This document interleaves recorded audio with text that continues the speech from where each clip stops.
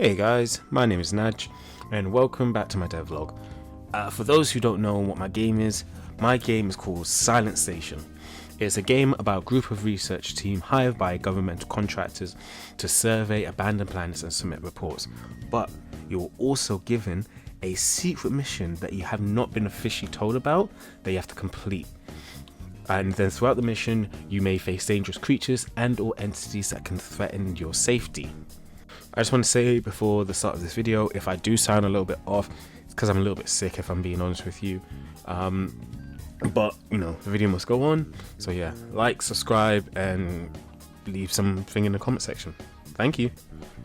So before I did any work on this game or anything further, I wanted to make some new 3D models to focus on. So I mainly focused on making a keypad, elevator, and a camera. I wanted to focus on these specific assets to make a comparison to any other things because I feel like it's important for my game. And then realizing after I made all these assets that was really amazing, high quality, I realized something so very, very interesting to me that I completely forgot about. I hate UV wrapping, I really do.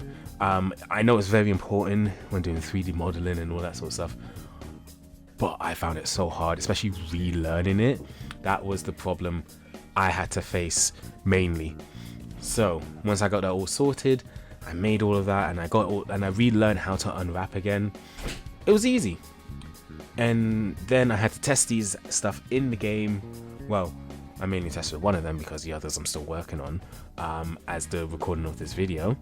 And then I made sure I tested it, made sure it looks all well. Then I realized I didn't like it. I really didn't. I even drew it out. I made sure I liked the drawing of it.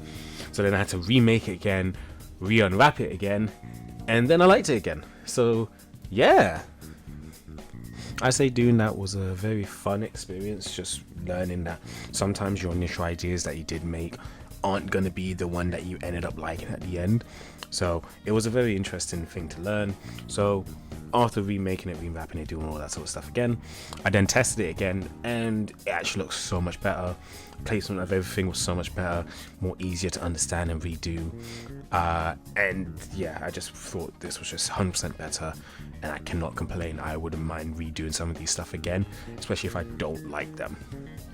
While I've also been making my 3D assets, our amazing 2D artists have been working very hard to make us some 2D drawings that you may have noticed at the start of this video, the logo for our actual game. Well, the just the name of the game, but it's actually a little logo for the start of it. That's what our 2D artist made. And you may notice further down the video that our 2D artist also made a visor for the actual player character to actually see while playing our game. Our artists have been working hard really with us, like keeping in contact with us, talking with us, always asking me questions every single day about the game, about what she can do, what she can make, and it's been really helpful and really impactful, really and truly, to show our determination our artist has put towards it. I would like to show all of the work that they have made, but most of the stuff was all menu stuff and a little bit of UI, not a lot. So the more as art comes along, the more I can showcase to you down the line. But yeah, I want to know, what do you guys think? Do you like them? Do you guys think they look cool? Do you think, I don't know, what do you guys think? I personally like them. I think they look good. Maybe somewhere down the line some of them may need a change because, you know, as the progression of the game goes along, you want to make it look a little bit different. But I think very much now I really like them, and I really feel like this could be our final thing for our game, and I really want to keep them around. And another thing that I've been working on is some of the coding. So for all of you who have been here for the very beginning portions of my devlog, may have remembered me talking about adding lore into the game.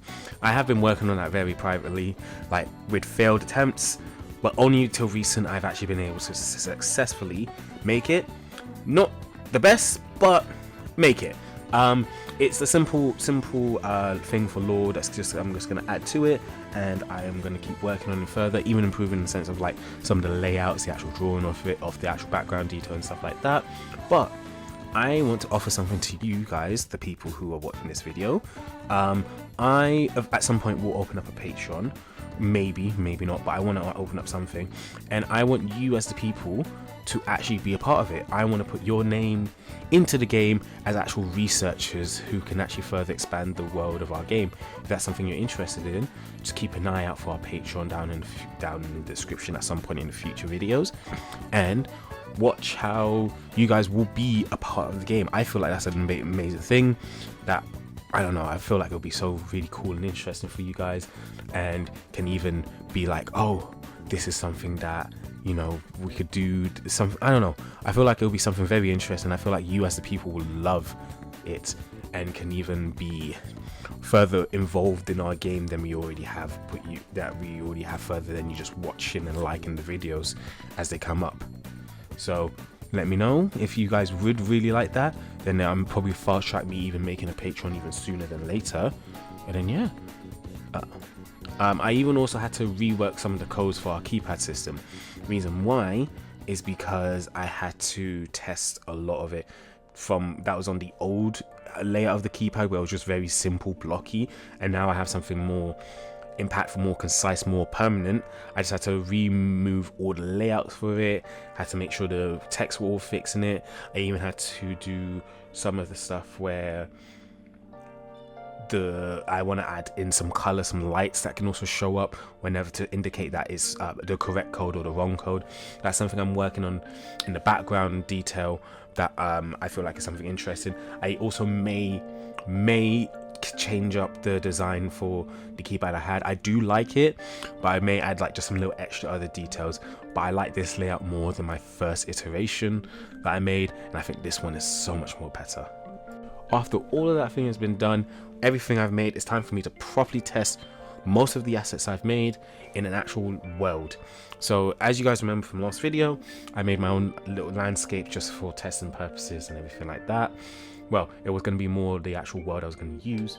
Then I put everything together. I put the elevators in, I put the room generator in. That's pretty much it, if I'm being honest. There was only two things, but they were the two main important things I mainly wanted to test first before I tested anything else out, because they're the big important stuff that's actually needed for the game. So I got into it, I made the world, I spawned in the level, and then I went down to see the room generator, and I realized it was broken. Don't know why. It just, everything that I made just got deleted off the face of the earth. I don't know why it happened, but oh well. I just had to make some basic room layouts just for now, just for more testing purposes, and see if it actually worked from there. And then it did. So I was like, okay, that's a win. I have a win right there. And I thought, yeah, this is it. Then another problem occurred. And that problem that occurred was, for some reason, light was entering inside the actual rooms itself. I don't know. At the time, I didn't know why. But looking at the back of it, of how stupid I was, I realized where it was, and I just fixed it. It was a 2-second job, but me looking at it back then, I was just like so confused on why this was happening. So yeah, just decided, here it is, and here is the actual process of the player entering the elevator, going into the actual world, into the actual dungeon and itself, so you can have a see how it actually looks.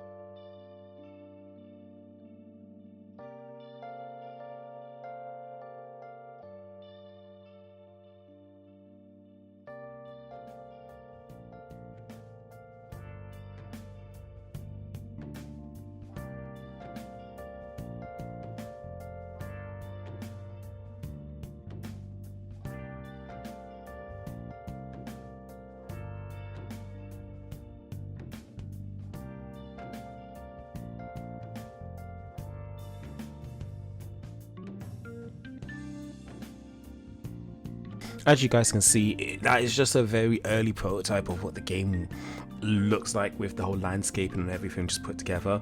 I just mainly wanted to document and test that all the stuff that I have made can actually be worked practically in game, and because it works practically in game, it just actually loads all the information needed.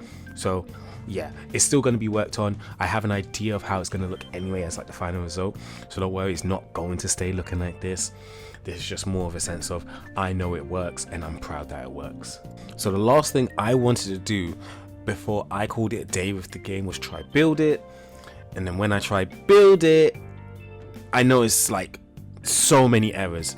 So for those who've never actually built a game or whatever, whenever you build a game, you don't want to see any form of red text, because that red text basically can mean the game will not build and definitely would not work. So I was thinking, when I looked at it, I was like, what's happening? Yeah, I looked into everything, I made sure I read it all in detail, and then I noticed it's because of the data table. So for those who don't know what data table is, it's just a way of holding information in a more concise way, to just put a TLDR. But it was because of data table. I tried to add some data table information in, and then I removed it, and then it caused problems with all the stuff related to that data table. So I had to find a video on YouTube, and I found one, and what he said in the simplest term is, look at the output log. Yeah, in that output log, it will say where all the actual errors are occurring. All you had to do was compile and save those specific areas, and just keep doing that for every single one of them. Close it and reopen it again. I'll put his link in the description to show you the video that I followed, because he was such a big help. I would highly recommend you looking into him. He was a lifesaver and made sure that the game wasn't broken, and the game didn't stay broken, because if it was and I had to redo this, I would have cried. I won't lie to you, I would have cried. So yeah, after I'd done all of that stuff, I wanted to then focus my attention on the Tranzfuser application, because the actual application is live now by the time of me making this video, and it's supposed to be closed by the 28th of this month. So I mainly wanted to focus and put my attention on that. I've done all the writing for it.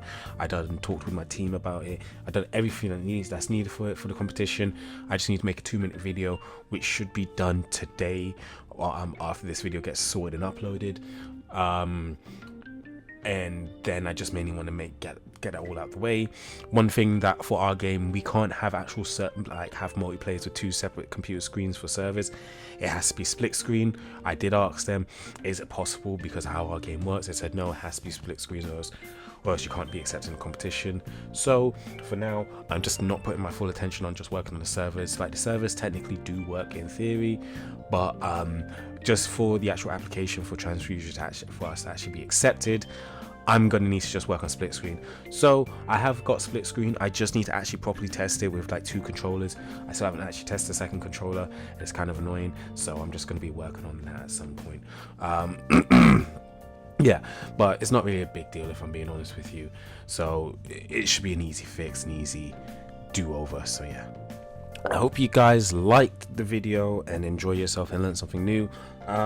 So yeah, my main focus now for this whole thing is finishing off the Tranzfuser application, make sure that's all sorted, all nice, finished, and nothing I have to worry about now. And then after that, I'm going to be probably working on actually properly making a better prototype level than I currently have. So I do have some external assets that I can use, because it's free, and it also makes the process of making this stuff a little bit quicker. If you guys actually, I forgot to mention this in the video, if you guys haven't noticed, I have actually made shaders in the video. It's probably subtle that you haven't noticed, actually, if I'm being honest, but next video I'll probably make it more obvious and stuff like that. But there are shaders, so we can have it make it look more unique and stylized.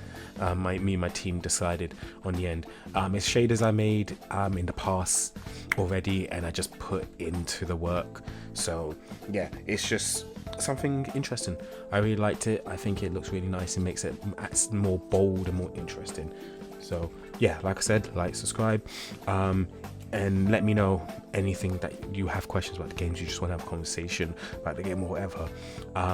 And tell me, should I start a Patreon? Should I not start a Patreon? You know, all the stuff I've been saying before. Should I do a Discord server? Everything like that. I feel like some of these stuff are given we should have at some point in the future, but for now it's one of those situations where because of how early in the process it is, we can have a little bit of leeway with what we do and do not show. So yeah, thank you again. Like, subscribe, and please I hope you guys are safe and enjoying the rest of your days with your friends and loved ones. So yeah, bye.